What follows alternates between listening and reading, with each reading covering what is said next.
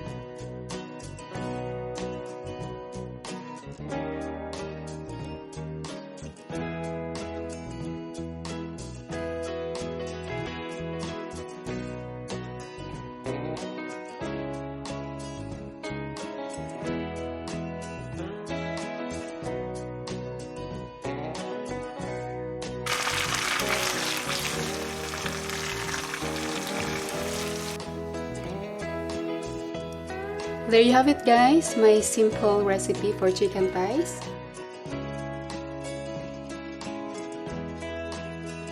I hope you like this recipe that I shared with you today. Thank you guys once again for joining me. Thank you for considering subscribing to my channel. Have a nice day everybody.